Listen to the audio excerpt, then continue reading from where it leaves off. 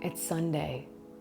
What's up, socials? Welcome back to my channel. Today I'm doing a video on how to plan your day. This is spawning from a lot of requests for people wanting to know how I do my calendar blocking, which is essentially how I plan every single day to get things done and do everything I have to do and show up wherever I need to show up. Oh my gosh, so much stuff. If you're trying to figure out how to attack that to-do list, then this is the video for you. Let's start with that actually. Your to-do list, I like to compare them to a junk drawer. You know there's a bunch of stuff in there that's really important, but not important enough for its own special place yet. And it really needs organized if you're gonna do anything with any of that stuff. But until then, it just sits there in the abyss of junk. To-do lists are not how you get things done, period. It's just not going to work that way. And that is why if you're actually going to get things done on a to-do list, you need to think of them as little items that are going to take up your time. And until you do that, they're not going to get done. Before we get to the calendar, there's a very important first step to planning your day. This might be something you want to do maybe the night before your day or like the Sunday night before you plan a week. This is going to help you either way. If you're familiar with Stephen Covey, I'm going to be using his really incredible method for prioritizing, and that's with his time management matrix. Here's the breakdown. There are 4 quadrants. Important and urgent is number 1. Important but not urgent is quadrant number 2. Urgent but not important is quadrant number 3. And then last but not least, those very special tasks. Not urgent, not important. What are you even doing here? She doesn't even go here. You need to go through your to-do list and break these down like ASAP. Sitting them together in the junk drawer is not going to help you attack it. You need to separate the things that should have been done yesterday because they're super important. Those are gonna go into quadrant 1. But what are the things that don't really matter, that are bothering you and are really the last things that you should even be thinking about, yet they're sitting on the same list with the same amount of real estate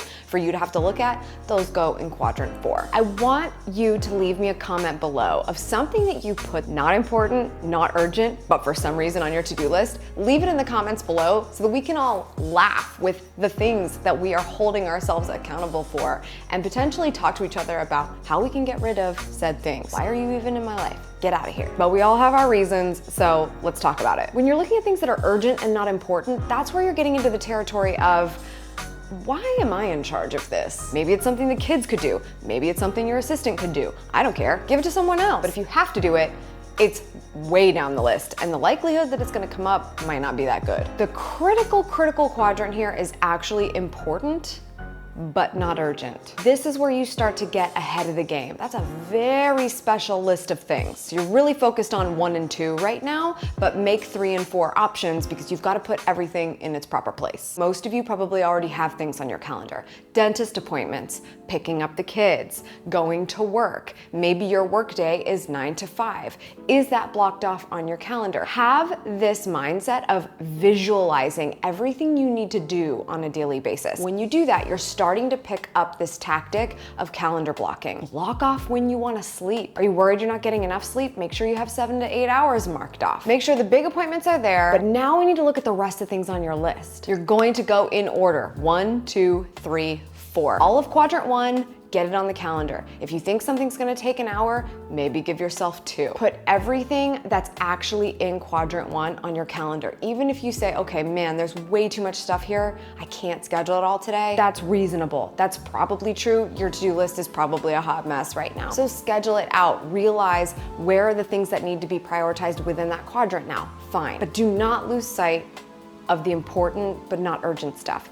This is the stuff you really want to get on your calendar now so that it doesn't become quadrant 1 and then you have procrastinated on it and it's super important, but now it's last minute. Get ahead on all of that stuff. Get it on the calendar. Quadrant 3 and quadrant 4, again, if you want to get those on there as well, but really see opportunities to at least put them there so you can remind yourself that maybe you can offload it somehow, or it may not even be something you have to do. I wouldn't even put it on the calendar if you think this is something that could potentially get dropped off altogether. Your calendar is a coveted place of where things are going to get done, so treat it that way. When you've added everything from your to-do list, to your calendar, you might have some blank spaces left. Have you allocated time to take the dog out? Have you allocated time to shower, go to the gym, make sure you get ready? Have you allocated time to commute to X appointment? These are all things that take up time on your calendar and you need to allow for them. Did you allocate time for you? Are you waking up early enough to have a few moments alone? Are you going to bed at the right time so you can read a few pages so you can drift off to sleep naturally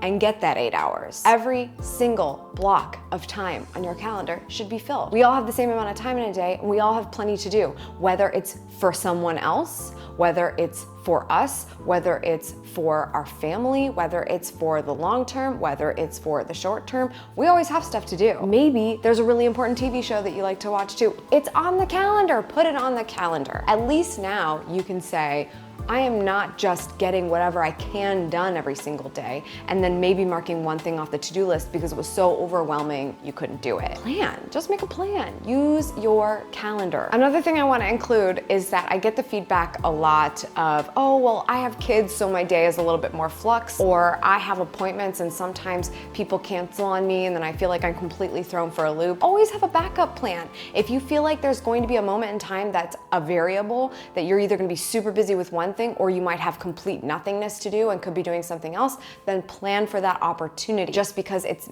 potentially not going to get done doesn't mean that you can't be prepared for it. I hope you had a lovely Sunday and I hope you have a wonderful week. If you found this video useful, please give it a thumbs up. I'm trying to figure out if you guys want to see more of this stuff and that is a great way to let me know. That's all for today's socials. Thank you so much for tuning in. I appreciate it as always. Subscribe for good vibes and until Thursday, cheers.